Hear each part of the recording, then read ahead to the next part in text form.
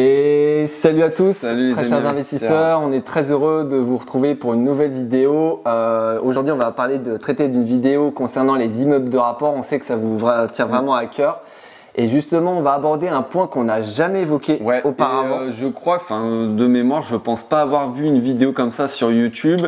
Et c'est pour ça que je pense que ça nous tient à cœur. Cette vidéo va sûrement vous intéresser, je pense. Ouais, comme tu l'as dit, donc stratégie d'immeuble de rapport. Et en fait on va voir tout simplement quelle est la meilleure stratégie à adopter en fonction de vos villes, parce que ce qu'il faut savoir, c'est que entre une grosse ville et une petite ville, vous n'aurez pas forcément la même stratégie, qu'il y a des points à faire très attention, et je pense qu'on va évoquer pour chaque un peu type de ville, typologie, ce qu'il est conseillé de faire ou ce que justement on ne vous conseille pas forcément de faire. Notamment par rapport à trouver les immeubles idéaux. Voilà. Vous aurez pas les mêmes conditions, les mêmes conditions pour avoir des immeubles idéaux dans un village ou dans une petite ville ou dans une grosse ville. Et évidemment ça croule sous le sens, mais justement on va évoquer pas mal de points par rapport à tout ça. Tout simplement, on va vous évoquer ville un peu, le nombre d'habitants à peu près en fonction de sa localisation. Et là, on va démarrer donc avec les plus petits, on va dire les villages et vraiment les très petites villes entre 0 et 5000 habitants. Voilà, après 5000 habitants, c'est vraiment très petit quand même. C'est plus des villages, mais on va dire que c'est des gros villages. Ouais, on va dire ça. C'est ça. Donc tout simplement là les immeubles, vraiment les gros immeubles de rapport, faut éviter à tout prix. Je pense qu'il est plus conseillé de s'orienter vers des petits immeubles de rapport de 2-3 lots grand maximum, parce que encore une fois, plus vous avez de lots, plus le risque est important. Surtout si, admettons, vous achetez, je sais pas, un lot de 10 appartements, un gros immeuble, et que vous êtes dans un village de 100-200 habitants. Encore une fois, c'est pas réciproque. Vous voyez ce que je veux dire? Faut qu'il y ait une certaine réciprocité entre la grandeur de l'immeuble, on va dire, et son nombre de lots et le type de ville. Pardon. Vous n'allez pas avoir un immeuble de 10 lots pour un petit village de 500 habitants, on est d'accord. On caricature, mais je pense que vous comprenez. Mais après, ça dépend aussi surtout de la demande locative et de la localisation. À la limite, si c'est un tout petit village, mais qui est à 10-15 minutes d'une grosse ville de 100-150 000, pourquoi pas. Mais du coup, donc je l'ai dit, très important au niveau de la localisation. Éviter tout ce qui est village vraiment au-delà de 30 minutes de grande ville. Sinon, comme tu l'as très bien dit, ça peut être intéressant, justement, c'est une stratégie à part entière. Pour trouver de la rentabilité, une certaine attractivité, puisque vous êtes à côté d'une grande ville. Et notamment, donc je l'ai dit, forcément faire une grosse étude de marché. Si vous êtes dans un petit village et qui plus est au niveau de la localisation, vous vous éloignez des grandes villes. Si vous restez proche, logiquement, vous aurez de la demande locative, c'est logique. Et puis tu l'as dit, en termes d'immeubles, c'est sûr beaucoup moins de lots par rapport à ça. Et donc notamment avoir quand même, plus privilégier les plus grandes surfaces que des petits studios. Vous allez avoir forcément, ce qui est logique, plus de demandes locatives pour des grands appartements que pour des petits appartements. Voilà, on le répète encore une fois, plus vos villes sont petites, plus la surface demandée est importante, ce qui est logique. Donc à privilégier, je pense, T2 grand minimum, T3, voire T4. Mais après T4 et 5, on conseille pas non plus, parce que forcément la rentabilité baisse en fonction de la grandeur. Donc après, notamment en termes de travaux, visez plus des petits travaux, que ce soit de rafraîchissement ou des petites rénovations. Voire pas du tout. Si vous pouvez trouver, si votre stratégie c'est ça, il n'y a pas de souci. Si vous êtes vraiment à côté de grandes villes, faites-le. Ça peut être intéressant. Par contre, attention, ne vous embêtez pas avec vraiment de très gros travaux. C'est surtout le coût que ça va coûter en termes d'énergie, de temps, de travaux, d'embêtement, alors que vous êtes dans un village, quoi. Voilà, on le conseille plus effectivement dans des moyennes grosses villes, mais dans des villages, si vous vous embêtez à faire de très grosses rénovations, après, à la limite, il faut que le bien soit ultra rentable et que vous ayez du 20-30%. Mais après, tout dépend en fonction de ce que vous voulez faire. Mais c'est pas forcément quelque chose qu'on conseille, on le conseille plus dans des plus moyennes grosses villes. Donc pas de travaux, voire peu de travaux, type rafraîchissement, voilà. Ne dépassez pas 400 € du mètre carré, parce que sinon ça va pas être rentable. Mais sinon ça peut être totalement plausible. Bon voilà, on en a fini avec les villages, on va passer à une autre catégorie de villes. Tout simplement c'est les petites villes entre 5000 et 20 000 habitants, et vous allez comprendre pourquoi j'ai séparé en deux. Il y a d'autres petites villes mais qui sont un peu plus importantes. Donc voilà, tout simplement, ce type de ville, c'est pour nous, c'est vraiment l'idéal, c'est-à-dire que vous avez une potentielle rentabilité très très intéressante. Pourquoi? Parce qu'encore une fois, le prix au mètre carré est peu cher et voilà, vous avez quand même une demande locative intéressante. Dans ce type de ville, avec le nombre d'habitants que tu as évoqué, c'est vrai qu'on est dans des prix que ce soit moins de 1 000 € du mètre carré, voire un peu plus. Entre 1000 et 1500. Mais voilà, exactement. Et c'est à ces prix-là que généralement vos immeubles de rapport vont commencer à être quand même bien rentables, surtout si vous avez des travaux. Mais encore une fois, faire quand même attention à l'attractivité de la ville. Parce que ça reste quand même des très petites villes, entre 5 et 20 000, ça reste très petit quand même. Donc toujours quand même bien en amont. Faire une étude de marché et regarder l'attractivité de la ville. Est-ce qu'il y a des écoles? Bon, généralement, pour ce type de ville, vous n'aurez pas des grosses universités, grandes écoles d'ingénieurs. Il se peut qu'il y en ait quelques-unes. Donc c'est pour ça tout ce qui est colocation, je pense, à éviter. Voilà. Parce que ça reste quand même de toute façon, là, on parle des immeubles de rapport. Mais oui, pour la stratégie locative, c'est vrai que faut, dans ce cas-là, faire quand même une étude de marché quand même conséquente. C'est clair. Peut-être plus, notamment, voir en type d'immeuble, rester dans quelque chose de correct. Toujours, la réciprocité entre le type de ville et le type d'immeuble. Rester sur 4, 8, 10 apparts, ça reste cohérent. Si vous êtes à 5, 10, 15 000 habitants, ça reste cohérent par rapport à ça. Disons que le risque va pas être très important que si effectivement vous achetez un immeuble de 20 lots. Là oui, effectivement, ça commence à être un peu gros. En termes de surface, je pense c'est un peu comme les petites villes. T2, T3, c'est ce qui reste le top. Studio, bon, vous pourrez logiquement loin, il n'y a pas de souci, mais privilégiez quand même les T2, T3. Et à partir de T4, T5, ça commence à être quand même moins intéressant entre le coût du mètre carré. C'est ça. En plus, si vous avez des travaux, par rapport à la rentabilité locative que vous aurez derrière. C'est ça. Donc, tu l'as dit, studio, c'est possible, mais attention à la demande locative. Enfin, nous, c'est le cas. Je sens qu'il y a beaucoup moins de demandes locatives. Donc voilà, sinon, pour tout ce qui est travaux, tout simplement, encore une fois, vous êtes dans des petites villes avec un prix au mètre carré pas très élevé. Donc, privilégiez les immeubles de rapport avec des petits travaux, voire pas du tout. Ça peut être intéressant. Après, attention, je pense pas que le prix à l'achat soit très intéressant, mais privilégiez vraiment des petits travaux, que ce soit rafraîchissement ou même seconde œuvre. Faut pas que ça dépasse en gros 600 € du mètre carré parce que sinon vous serez pas rentable. Après, mais tout dépend justement encore une fois de la concurrence, de la rentabilité que vous avez derrière. Si il faut faire une grosse rénovation, mais que derrière vous avez du 15-20%, pourquoi pas. Et encore une fois, tout dépend de ce que vous êtes capable de faire et vous voulez vous orienter. Si ça vous fait pas peur des grosses rénovations et que derrière vous avez un immeuble qui arrive et que vous pouvez avoir du 15-20%, mais que derrière vous devez faire une grosse rénovation, pourquoi pas. Mais c'est pas forcément le conseiller. On conseille plus sur des plus grosses villes, mais vous pouvez totalement le faire. Personnellement, je vous déconseille tout ce qui est gros travaux, c'est-à-dire vraiment très complexe, division. Des gros travaux, que ce soit seconde œuvre ou grosse œuvre dans des secteurs sauvegardés.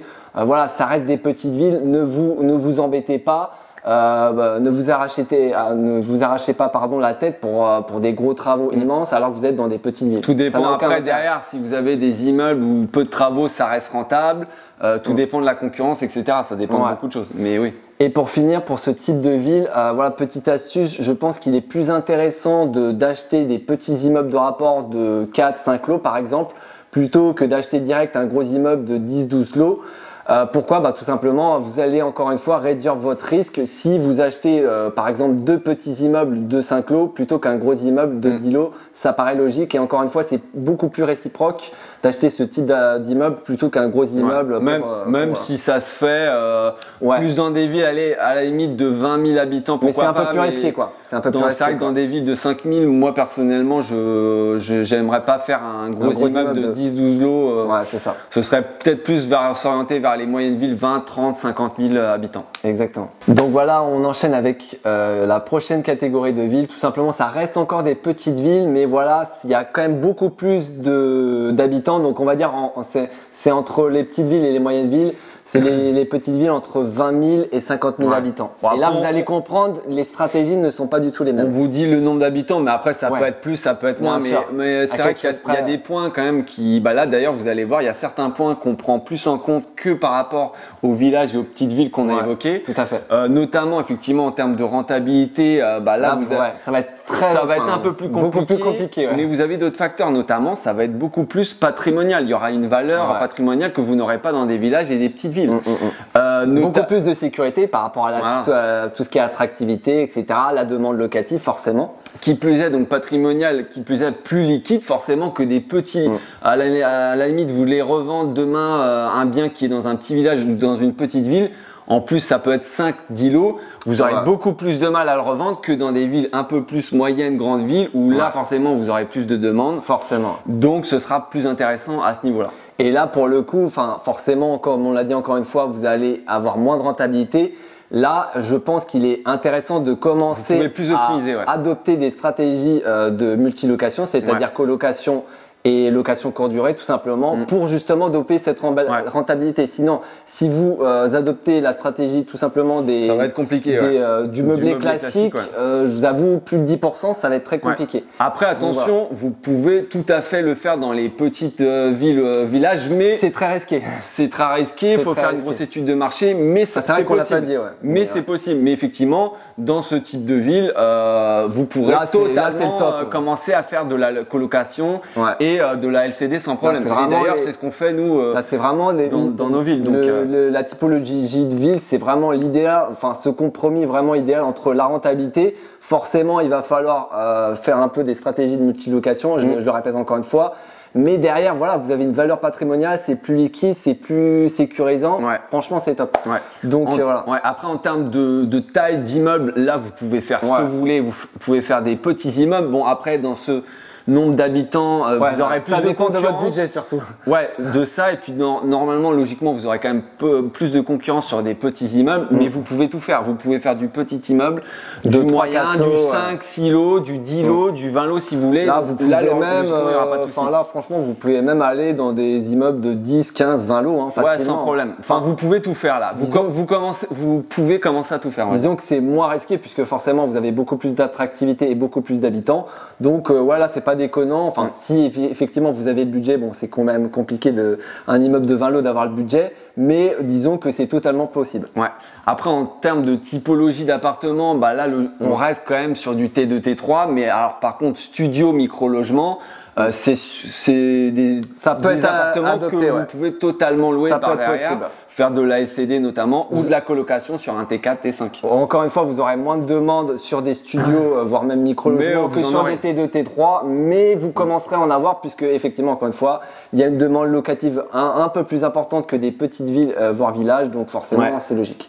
Donc et maintenant, point important au niveau des travaux, et donc vous allez voir que c'est pas forcément la même chose avec ce qu'on a évoqué pour les villages et petites villes.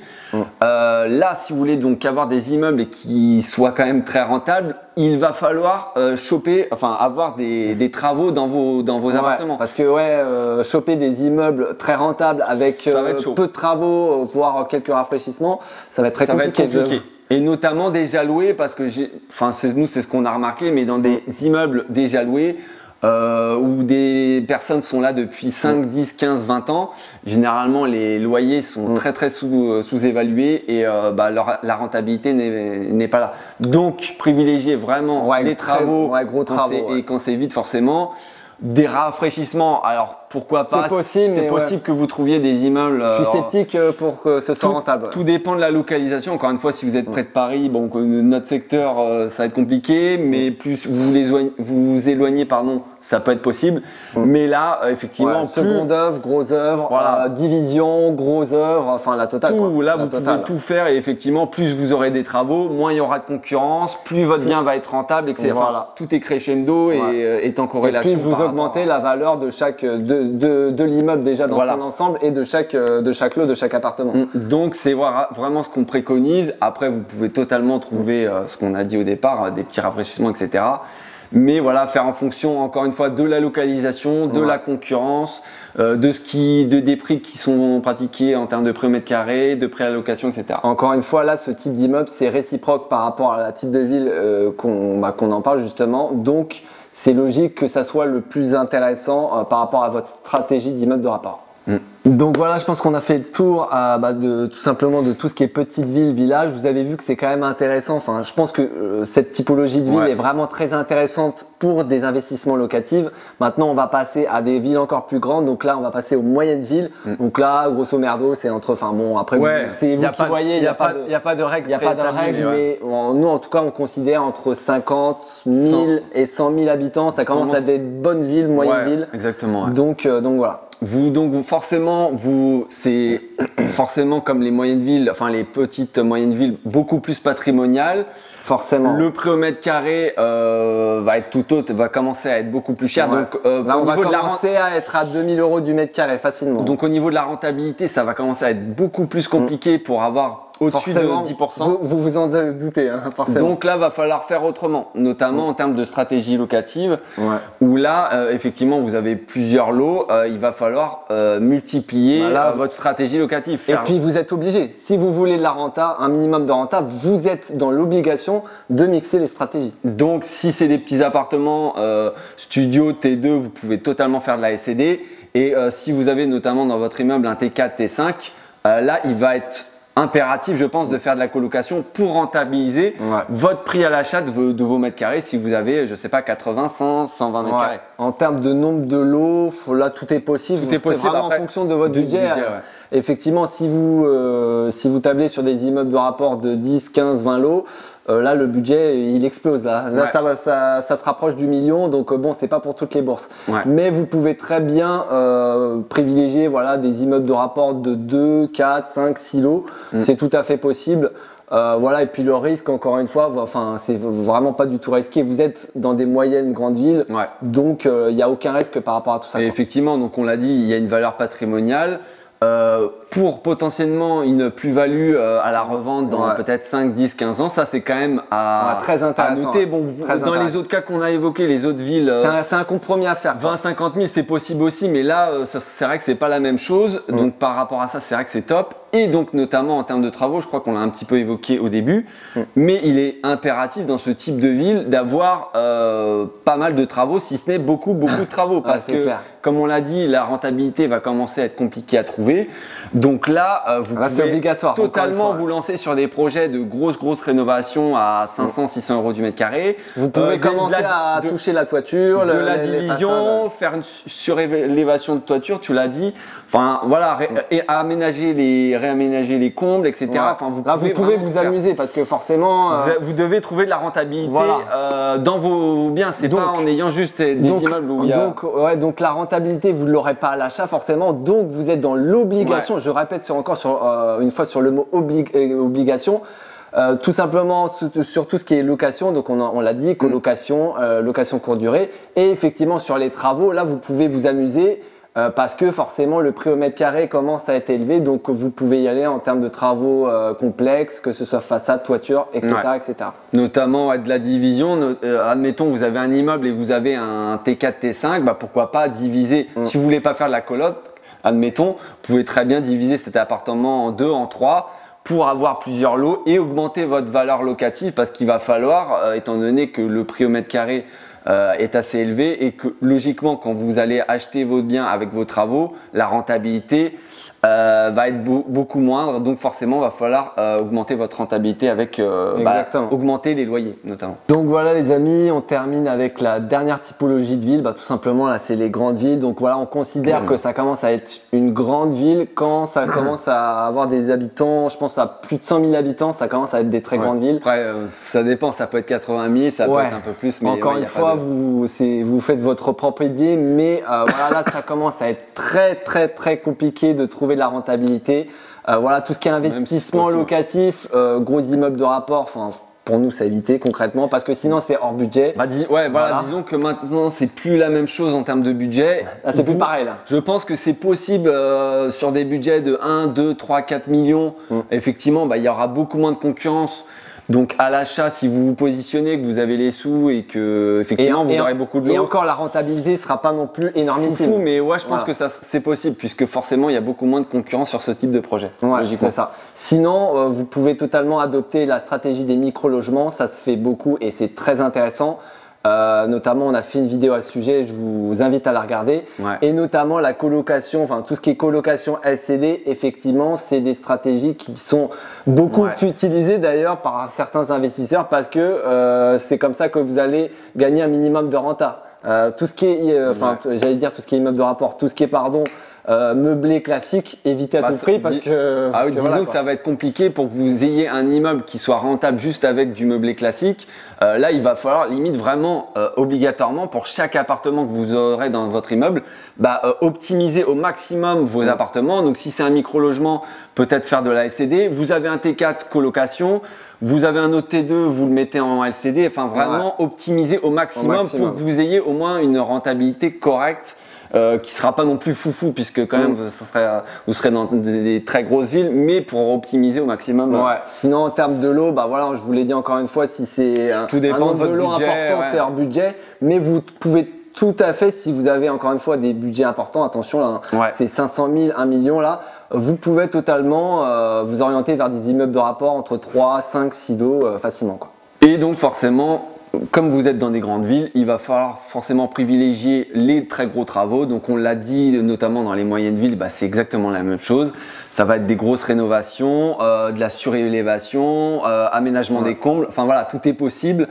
Et logiquement, plus vous aurez de travaux, encore une fois, moins il y aura de concurrence. Et plus vous optimisez au maximum vos biens et notamment une plus-value potentielle à la revente qui n'est pas négligeable. Exactement. Donc voilà, on a fait le tour à ce niveau-là. N'hésitez pas à nous mettre peut-être en commentaire s'il y a des choses peut-être qu'on a omis dans certaines typologies de villes qu'on aurait peut-être oublié en termes de stratégie ou autre.